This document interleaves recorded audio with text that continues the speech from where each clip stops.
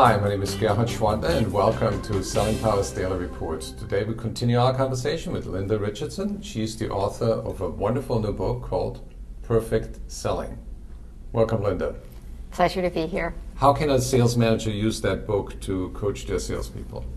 I think in several ways. One of the things that's very important to help sales managers coach is if salespeople have a process that they can follow. This book, I think, can really integrate well into pretty much any process.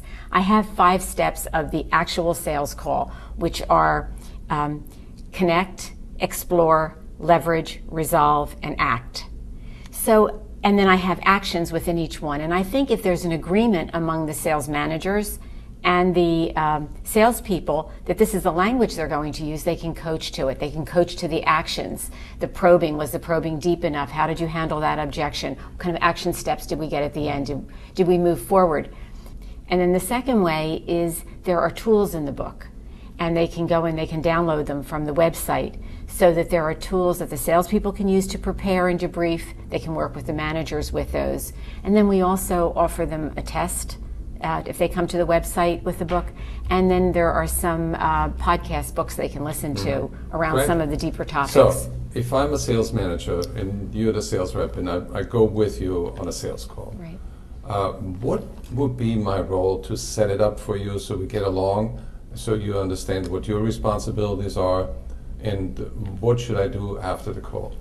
Well, certainly before the call, there needs to be a call plan. And I think that's the responsibility of the salesperson to outline and leave the responsibility with the salesperson. Sometimes sales managers take much responsibility on themselves. So the salesperson needs to explain, this is the objective, here's the background on the client, these are any issues that may come up, here's some personal insights, and I'm planning to do this is the action step I want. And I would recommend your role be this. How does that sound?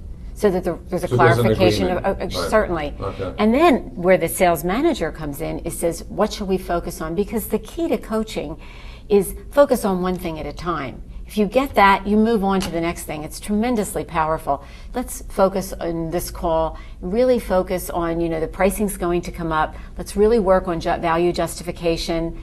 Are we ready for the objections you're going to get around that? And really be ready for that. Then go into the call. Do your very best as a sales manager not to hog the call and jump in and take over.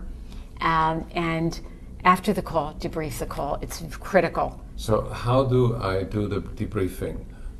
Let's say I noticed that you missed a couple of critical questions in the qualifying stage, or that you fumbled a little bit when it came to talking about customer applications or references, and you didn't use a trial close. And I found those 3 things. What do I do? How do I present this to you so you're not going to get defensive and say, I never want to work with you again? Well, I think 2 things. First of all, pick the priority. Don't dilute the message. Unless there's 2 things that you absolutely can't live with before the next call, pick the priority that's going to make the biggest difference and ask me my view of it. Linda, how do you think you handled the references with the question when it came up? And let's say I really blew that and it got the customer a little nervous because track record was the most important thing to the customer. So I would then give you my answer. As a salesperson, I'm going to give you the shortest possible answer I can come up with. And it's up to you not to jump in and start telling me, but say, well, when you say this, think about it more and really push me, because you need a salesperson out there. You're not going to be with me all the time, who can analyze, who can make good judgments, and who could self-critique. So you're going to help me learn to do that. Then you give me your feedback, and it's a collaboration. It's not a confrontation. What intrigues me is, how do I deal with the mistakes that a salesperson makes? I can be either accepting of the mistake, or I can be correcting the salesperson, or I could find out, Linda, it seems like you had a little trouble with dealing with the references. Could you share with me what happened? Right.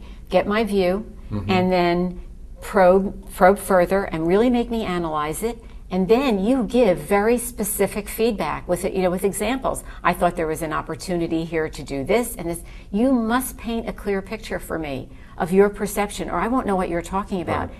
Then, once you give your view, you have to say, what do you think of that?